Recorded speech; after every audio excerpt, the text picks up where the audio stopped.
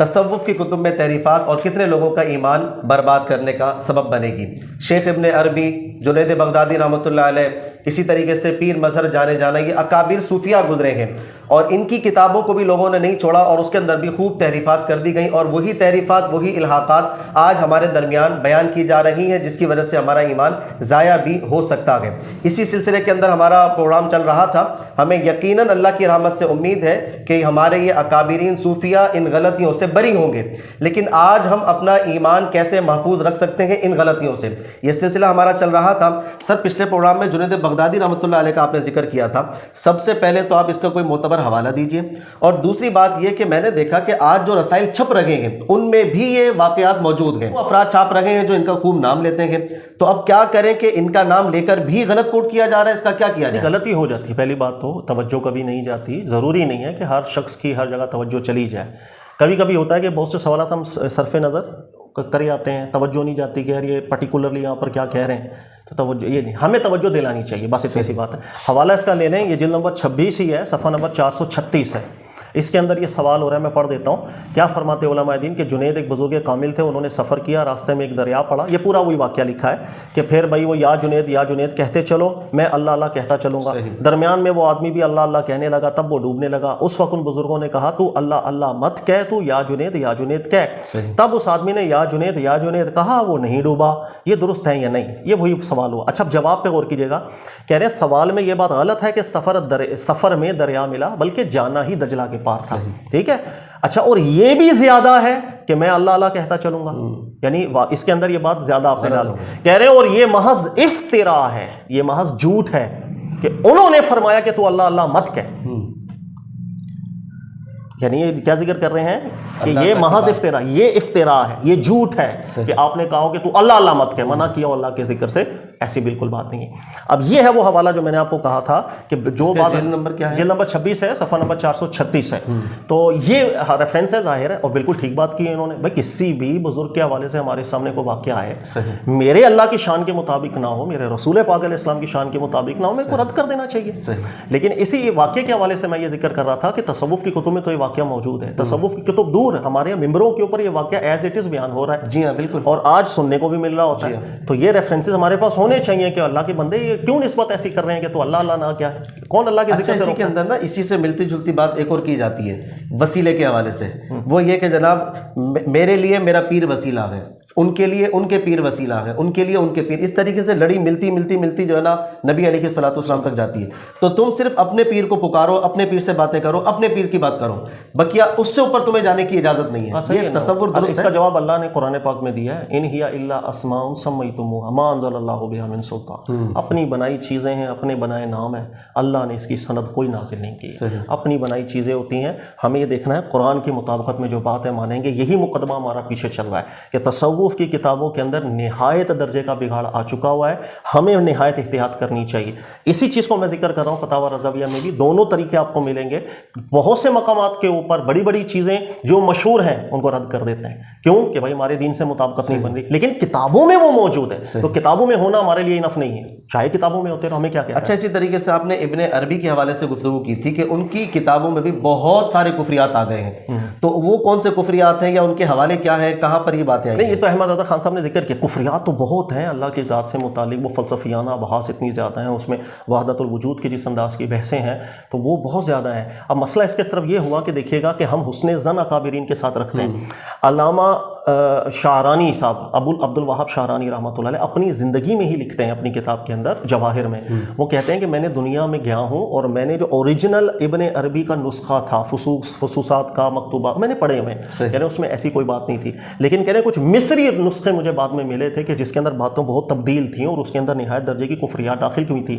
تو انہوں نے اپنی کتاب میں خود لکھا تھا اس بات کو کہ بھائی شیخ ابن عربی کی کتابوں میں گڑبڑیں ہو رہی ہیں، بدقسمتی ایسی ہی ہوئی جو مصری نسخہ تھا وہی دنیا کے اندر آستہ آستہ ایسا پھیلا ہے کہ ہر گھر کے اندر اب وہی موجود ہے جس کے اندر کفریات داخل ہے، اور ظاہر ہے وہ نام بہت بڑا تھا، شیخ ابن عربی کا نام نہایت ایک چلتا تھا، ایک سکہ تھا ان کا، ہمیں اس نے ظن بھی ہے کہ کوئی نازیبا بات انہوں نے نہیں کی ہوگی، قابل بھی بہت تھے، لیکن جس وقت یہ ایڈیشنز ہو گئی تھی تو اس کے بعد سے بہت بڑا فساد پیدا ہو گیا کہ محققین علماء ان باتوں کو رد کر رہے تھے، اور سامنے والا سمجھتا تھا تو شیخ ابن عربی سے دشمنی لگ، جیسے ہمارا بھی ذہن ہے نا بھائی تو پیر کے خلاف، وہ بات نہیں سمجھ رہا میں کیا کہہ رہا ہوں، بھائی تو پیر کے خلاف، تو اکابرین کے خلاف ہو گیا، ایسی بات. تو یہی جنگ چل گئی، پھر نہ ماننے والے نہیں مانتے، پھر انہی کفریات کا وہ دفاع کرتے ہیں. اس کا حوالہ بھی آپ لے لیں، ویسے تو ایک سے زیادہ جگہوں پر ہے، میں صرف ایک حوالہ آپ کو دے دیتا ہوں، جلد نمبر 15 اور صفحہ نمبر 556 اور 559، یہ پورا پڑھ لیجیے گا، اس میں بھی الفاظ موجود ہیں کہ حضرت شیخ اکبر کے کلام میں تو الحاقات کی گنتی نہیں، کھلے ہوئے سری کفر بھر دیے ہیں.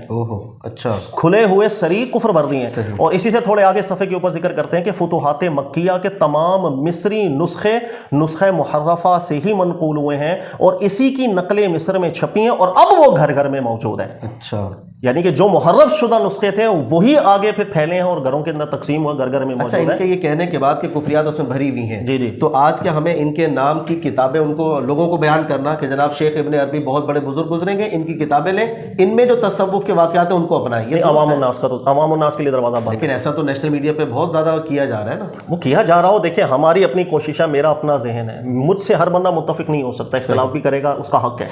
میری صرف ایک درخواست ہے کہ اتنی زیادہ غلطیاں موجود ہیں تصوف کی کتب کے اندر کہ عوام الناس تو بالکل اس دروازے میں داخل ہی نہ ہو، اس کو نہیں پتا چلے گا یہ کیا ہو رہا ہے کیا نہیں ہو رہا. وہ ایک اللہ کے ولی کے منصوب ایک واقعہ آ جائے گا، اسی واقعے کے اندر اس کا کام ہو جائے گا. اب جیسے بابا فرید کی کتاب ہے اور بزرگوں کی کتابیں ہیں، اس کے اندر واقعات آ گئے جو آج سوشل میڈیا کے بعض اہل علم حضرات ان کتابوں کو لے کر اعتراضات کر رہے ہیں. جی جی، تو کیا کیا جائے کہ ان کتابوں کو باقی رکھیں یا لوگوں کا ذہن یہ بنائے کہ جناب کتابوں کو چھوڑ دو، آپ اس طرف آ جاؤ، قرآن دیکھو، آپ کے فرائض جو ہے وہ پورے ہو رہے ہیں کہ نہیں ہو رہے، اس بارے میں کیا مشورہ سر؟ دیکھیں سوشل میڈیا ہو یا کوئی بھی ہو، اگر اعتراض کرنے والا اعتراض کر رہا ہے، آپ سچے دل سے دیکھیں اعتراض ٹھیک کر رہے ہیں یا غلط کر رہا ہے. بھائی وہ کہہ رہا ہے کتابوں کے اندر غلط باتیں ہیں تو ہیں، قبول کرنا چاہیے ہیں. مسئلہ صرف اتنا ہے کہ جس طرح میں نے کچھ رضویہ کے آپ کو حوالے دیے کہ ہمارے علماء شروع سے ہی واضح کرتے آ رہے ہیں جو کتابیں غلط ہیں، اس میں تحریفات ہو گئی ہیں، الحاقات ہو گئے ہیں، وہ واضح کر. ہم نے آج کل آ کر واضح کرنا چھوڑ دیا. ہمارے کس ممبر سے واضح ہو رہا ہے مجھے آپ یہ بتائیں، کوئی ایک ممبر مجھے بتائیں بچپن سے لے کے بڑے ہو گئے آپ، اور آپ نے سنا ہو کہ اس ممبر میں بولا ہو کہ شیخ ابن عربی کی کتابوں کے اندر کفریات ہیں اور بھائی یہ فلاں، بلکہ تصوف کی کسی بھی کتاب کے اندر آپ کو اوریجنل مواد نہیں ملے گا. میں آپ کو کہتا ہوں آزمانے کے لیے آپ کسی بھی کتاب کا حوالہ دیں، میں اس میں آپ کو بتا دوں گا کتنی خرافات داخل ہے. تو ہمارے یہاں چونکہ اب تبلیغ کی نہیں گئی اس چیز کی، لوگ پڑھتے ہیں، لوگوں کے گھروں کے اندر موجود ہے.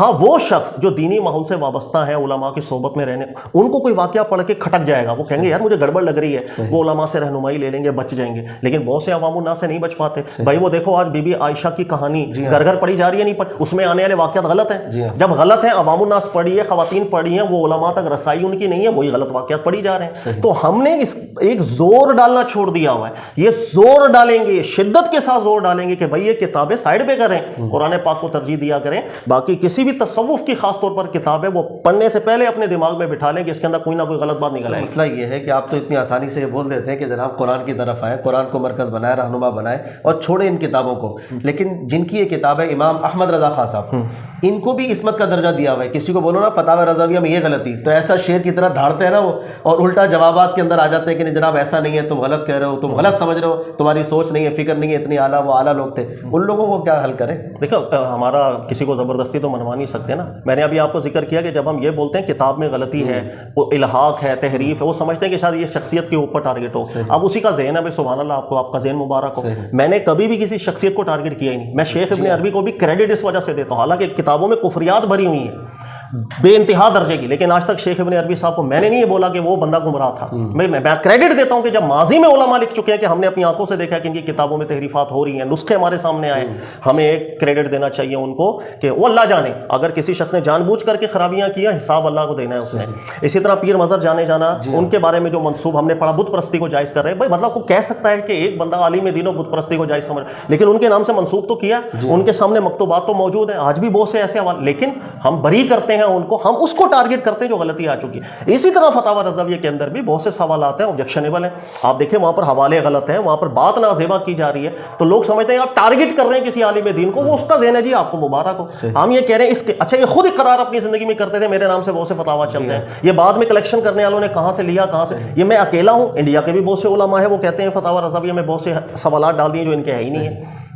اچھا یہ تصور اب ہمارے یہاں بہت زیادہ ہو گیا ہے احمد رضا خان صاحب کے حوالے سے، نہیں بھائی انہوں نے جو بات کہہ دی نا بس وہ بالکل حرف آخر ہے، اس سے آگے نہ تو کسی کی تحقیق جا سکتی ہے، نہ کوئی ان کے سامنے کسی ان کے فتوے سے کوئی اختلاف کر سکتا ہے. جیسے غلام رسول سعیدی صاحب تھے، ان کو ان کے کئی فتاوی سے اعتراض تھے، تو اب وہ لوگ کہ جو ان کو زیادہ فالو کرتے ہیں نا وہ ان کو اچھا، وہ ہر ایک اپنا ذہن ہے، ظاہر ہم ہر ایک کا ذہن بدل نہیں سکتے. میرے ذہن میں ایک مثال آگے میں آپ کو سمجھاتا ہوں. ابھی میں نے آپ کو بہت سی مثالیں دی، جنید بغدادی والا واقعہ آیا بھائی غلط ہے، حالانکہ کتابوں میں موجود ہے غلط. شیخ ابن عربی کی کتابوں میں بھائی غلطیاں ہیں، شیخ عبد القادر جیلانی رحمۃ اللہ علیہ کی کتابوں میں تحریفات ہو چکی ہیں. ایک یہ مزاج دیکھیں آپ، یہ مزاج کیا ہے؟ غلط غلط، ہاں بھی غلط ہوا ہے اس کتاب میں ہوا چاہے اس کتاب. اب ایک مزاج میں آپ کو اور بتا دیتا ہوں، آپ حیران ہو جائیں گے. ایک کتاب ہے بہجت الاسرار، جس کے بارے میں ہم نے پہلے بھی ذکر کیا تھا، شیخ عبد القادر جیلانی کے سے منسوب ہے. دنیا جان کی اس میں خرافات ذکر کی گئی ہیں اور جھوٹ بولا گیا ہے. صحیح. اچھا یہ بات کس نے ذکر کی؟ ہر بڑے عالم دین نے ماضی میں ذکر کیا. علامہ ذہبی کو پڑھ لیں، ابن رجب کو پڑھ لیں، ابن کثیر کو پڑھ لیں، اور بھی محققین علماء کو پڑھ لیں.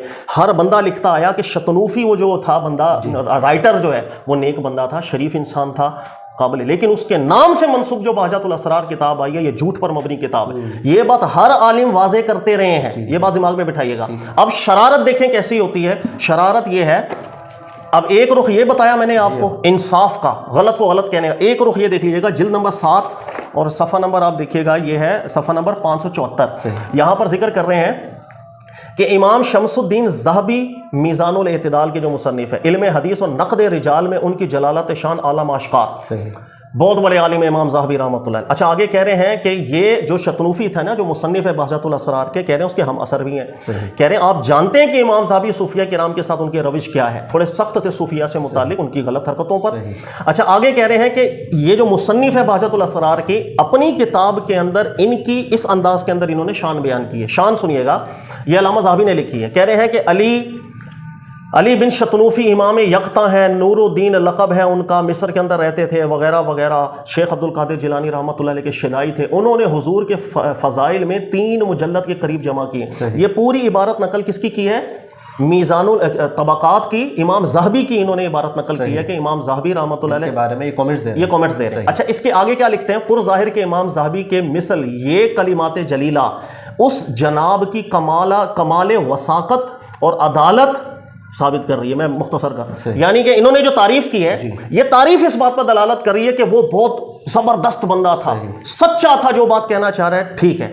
اچھا آگے کہہ رہے ہیں کہ وہ جناب سند عالی رکھتے ہیں، شیخ عبد القادر جیلانی کے بہت قریب تھے، اور زمانہ شیخ عبد القادر جیلانی رحمۃ اللہ علیہ سے نہایت قریب ہے. انہیں صرف 2 واسطے تھے بیچ میں، ایک حضرت سیدنا ابو صالح نصر کا اور دوسرا سیدنا ابو بکر کا وغیرہ. اچھا اب یہ پورا اگر آپ پڑھیں صفحہ، اس کے اندر بہجت الاسرار کتاب کی تعریفیں بیان کر رہے ہیں اور کہہ رہے ہیں اس کی سندیں بھی ٹھیک ہیں، اس کے اندر ہر روایت اعلیٰ درجے کی ہے. اور امام ذہبی کا حوالہ دے رہے ہیں کہ امام ذہبی نے بھی مصنف شطنوفی کی بہت تعریف کی ہے، اور تعریف کا پورا انہوں نے پیراگراف بھی لکھ دیا. سر پرابلم پتہ کیا ہوتا ہے؟ پرابلم یہ ہے امام ذہبی کی اسی کتاب کو اوریجنل کھولیں اور یہی حوالہ ذرا نکالیں. ہم ذہبی کی جب اوریجنل کتاب آپ نکال کے رکھ لیں، انہوں نے کیا کیا کہ شطنوفی کی تعریف کی اور آخر میں آ کے عبارت کو اینڈ کر دیا. سر اوریجنل کتاب آپ نکال کے دیکھیں کہ امام ذہبی نے ان کی تعریف کرنے کے بعد آخر میں ایک لائن لکھی تھی، وہ لائن انہوں نے کاٹ دی. رضویہ کے اندر وہ لائن غائب ہے. یعنی انہوں نے کہا کہ علامہ ذہبی نے بڑی تعریف کی ہے، سبحان اللہ بہت بڑا مصنف ہے، زبردست نیک پرہیزگار ہے، اور نتیجہ یہ نکالا جب نیک ہے اور پرہیزگار ہے لہٰذا اس کی کتاب بھی معتبر ہونی چاہیے. ٹھیک ہے، اوریجنل کتاب اگر آپ کھولیں گے امام ذہبی کی، جب انہوں نے شطنوفی کی تعریف کی، تعریف کرنے کے بعد آگے لکھا فراجا، انہوں نے شیخ عبد القادر جیلانی کے حوالے سے کتابیں لکھی ہیں، یہاں پر انہوں نے اینڈ کر دیا. آگے ذہبی لکھتے ہیں فراجا علیہ فیہا حکایات کثیرۃ مکذوبۃ، لیکن یہ جو منسوب کتاب ہے شطنوفی کی طرف، اس کے اندر جھوٹی کثیر حکایتیں ڈال دی گئی ہیں، جھوٹ بھر دیا ہوا ہے بہجت الاسرار کتاب کے اندر. سر ایک رخ یہ ہوتا ہے. اب مجھے آپ یہ بتائیے گا، یا وہ رخ اعلیٰ حضرت کا ٹھیک ہے یا یہ رخ ٹھیک ہے؟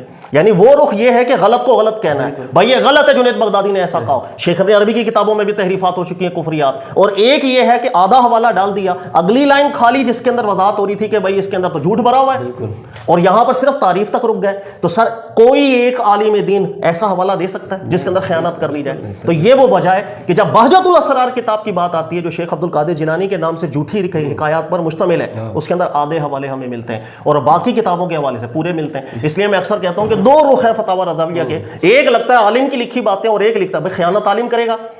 شطنوفی کی تعریف امام ذہبی نے کر کے آخری بات جب کی ہے کہ اس کتاب میں اس کے جو منسوب ہے اس میں جھوٹ، وہ کیوں کھا لیا؟ اس لیے کہ میں نے نتیجہ یہ نکالا تھا کتاب معتبر ہے، یہ لکھ دیتا تو پتہ چلتا کتاب غیر معتبر ہے. اس لیے یہ ہمیں ٹھیک بات کرنی چاہیے، غلط کو غلط کہنا چاہیے. وہی انڈیا کے علماء کی طرح بھی میرا موقف ہے کہ بہت سی چیزیں اس میں بھی ایسی الحاق کی گئی ہیں فتاوی اپنے مقاصد حاصل کر. یہ مقصد ہی حاصل ہوا ہے نا. آج بہجت الاسرار کتاب میرے نزدیک معتبر ہے، جب معتبر ہے میں سناتا ہوں، حالانکہ اس کتابوں کو بھی شروع سے علماء نے لکھا ہے کہ اس میں جھوٹ بھرا. یہ تو ٹھیک ہے. اب تصوف کے حوالے سے، کرامات کے حوالے سے جب ہم دیکھتے ہیں تو ایک بڑا نام سامنے آتا ہے، علامہ یوسف نبہانی. ان کی کتاب ہے جامع الکرامات. تو کیا اس کے اندر بھی کوئی تحریفات موجود ہیں یا وہ کتاب درست ہے تصوف کے حوالے سے؟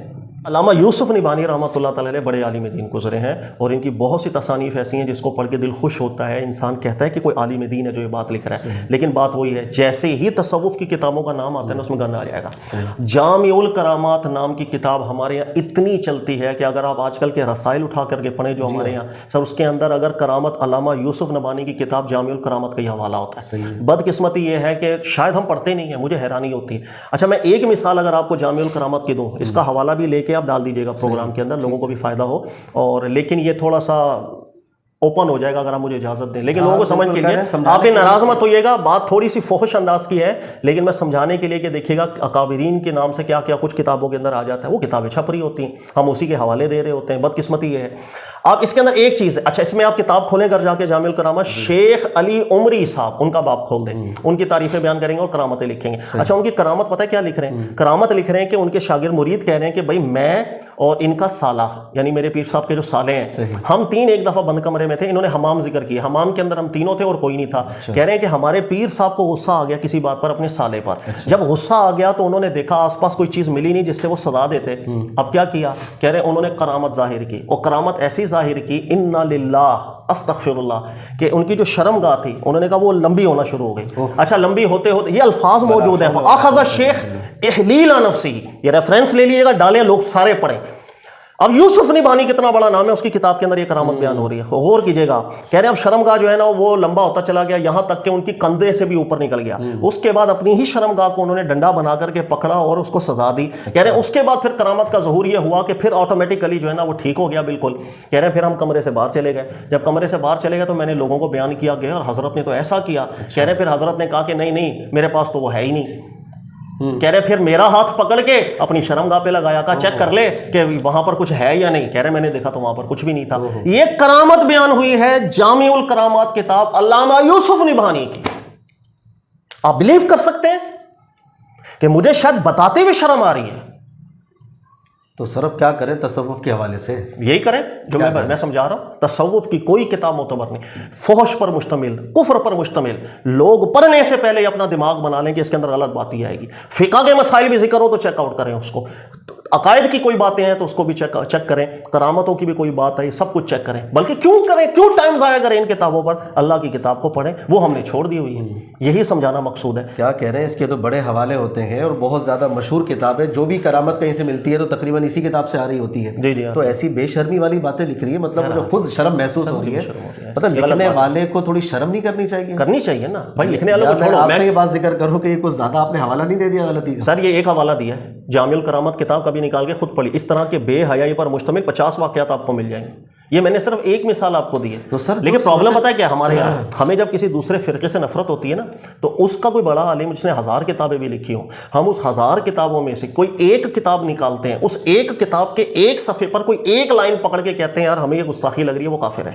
یہ ایسے ہی ہوا نا پچھلے سر. جو اپنے جس کتابوں کے حوالے ہم بھر رہے ہوتے ہیں، رسائل کے اندر یہ حوالے چل رہے ہیں، آپ کی کتابوں میں یہ حوالے چل رہے ہیں، اس کے اندر جو بکواسات، فحش، گند بھرا ہوا ہے، کفریات بھری ہوئی ہیں، وہاں پہ ہماری زبانیں کیوں خاموش ہو جاتی ہیں؟